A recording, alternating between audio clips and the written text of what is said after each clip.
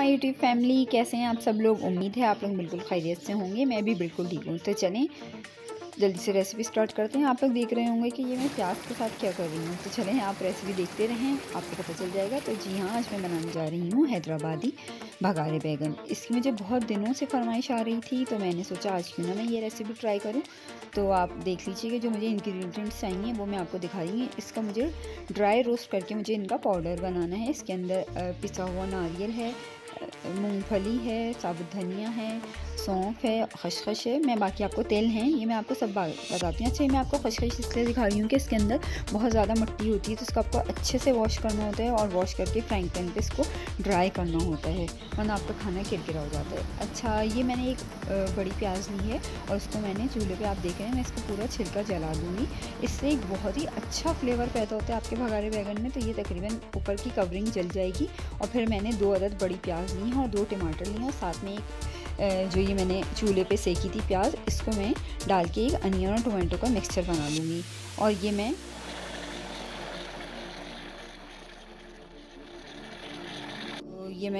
Use करूँगी। अच्छा, अब ये मैंने खसखस को 2 टेबल स्पून मैंने खसखस ली थी और इसको मैंने अच्छी तरीके से वॉश करा है। और वॉश करने के बाद अब मैं इसे ड्राई रोस्ट कर रही हूँ। और इसी तरीके से मैं अपने तमाम इंग्रेडिएंट्स इसके अंदर ऐड कर दूँगी। तो इसके बाद मैंने 2 टेबल स्पून सूखा हुआ धनिया जो होता है वो ऐड किया है, और इसको भी मैं रोस्ट कर लूँगी। इसके अलावा 2 टेबल स्पून तेल यूज़ किए हैं मैंने। इससे बहुत अच्छा फ्लेवर आता है, बहुत ज़्यादा हेल्दी ये डिश बन रही है हमारी। इसके अंदर मैंने 1 टीस्पून चार मगज़ जो कि तरबूज के बीज होते हैं वो मैंने ऐड करें। इसके अलावा 1 टेबल स्पून ज़ीरा है।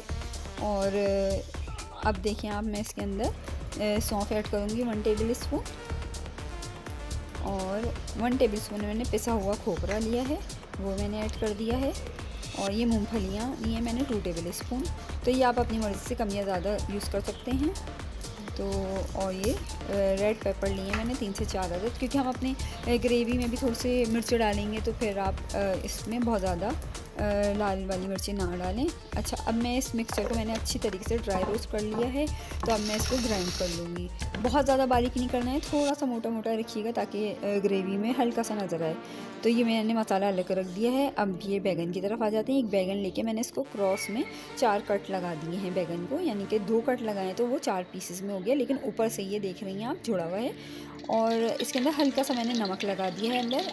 आप चाहें तो इसमें मसाला भी जो मैंने ग्राइंड किया है वो उसको आप ऐड कर सकते हैं, लेकिन मैं अभी ऐड नहीं कर रही हूँ। और ये मैंने इसको हल्की आंच में हल्का सा ऑयल डाल के ना एक पैन में ढक के रख देंगे हम, तो इस तरह से ये बैगन खुद ही गल जाएंगे। अब हम चलें भगार की तरफ चलते हैं। भगार के लिए मैंने गार्लिक लिया है, मेथी दाना, ज़ीरा, कड़ी पत्ता और साबुत लाल मिर्च लेके मैंने ऑयल डाल के एक पैन में, और ये मैं भगार तैयार कर रही हूँ। और इसके अलावा अब मैं इसके अंदर जिंजर गार्लिक पेस्ट ऐड कर दूँगी।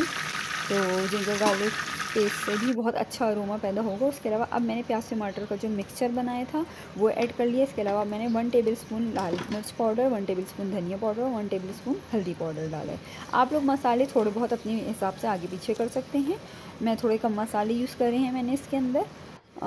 तो अच्छी तरीके से ये मिक्सचर हमारा जब भुन जाएगा तो हम इसके अंदर बैगन को ऐड कर देंगे। तो देख रहे हैं आप कि कितनी आसान रेसिपी है। वैसे तो इसके अंदर इंग्रेडिएंट्स बहुत ज़्यादा हैं कि इंसान परेशान हो जाता है, लेकिन जब आप 2-3 दफ़ा पकाएंगे और इस तरह से मेरी रेसिपी से बनाएंगे तो आपको लगेगा ये बहुत आसान है। तो ये अच्छी तरीके से मेरा जब मसाला भुन गया तो मैंने इसके अंदर जो ड्राई पाउडर बनाया था वो मैंने इसके अंदर ऐड कर दिया है। और अब मैं इसको अच्छी तरीके से भून लूँगी। तो तकरीबन काफ़ी देर से मैं भून रही थी, तो मसाला तो हमारा तकरीबन अच्छी तरह से भुन गया है। जब इसको ऑयल ऊपर आ जाएगा तो समझें ये रेडी है। अब मैं इसी स्टेज पे इसके अंदर ऐड करूँगी बैगन। अच्छा, नमक मैं आपको बताना भूल गई, हिस्ब ज़ायक़ा नमक भी डलेगा इसके अंदर। तो ये कि अब मैंने इसके अंदर ये बैगन में भी मैंने थोड़ा सा नमक लगा दिया था ताकि ये अंदर से इसके अंदर बहुत फीका ना आए। और अब मैं इसमें थोड़ी सी हरी मिर्चें मैंने डाल दी हैं। और इसी स्टेज पे जो है अब आप इसके अंदर इमली का पानी या इमली का पल्प भी यूज़ कर सकते हैं। मैं इस वक्त क्योंकि यूज़ नहीं कर रही हूँ क्योंकि गला थोड़ा ख़राब चल रहा है, तो इसकी वजह से मैंने बहुत खट्टे नहीं बनाए हैं बैगन। और टमाटर की वजह से ही काफ़ी खटास हो जाती है, लेकिन अगर आपको एक्स्ट्रा खट्टे बनाने हैं तो आप इसमें इमली का पल्प ज़रूर यूज़ करें, इससे और ही बहुत अच्छा टेस्ट आएगा। थोड़ी सी देर को मैंने दम पे रख दिया है इसको, और अब मैंने इसके अंदर थोड़ी सी कलौंजी डाल दी है, और इससे बहुत अच्छा, बहुत खूबसूरत अरोमा पैदा हो जाएगा आपके की इस डिश में। तो उम्मीद है आपको मेरी आज की रेसिपी बहुत पसंद आई होगी। मज़ीद अच्छी रेसिपीज़ के लिए मेरे चैनल को लाइक करें। Stay tuned to Health by kitchen.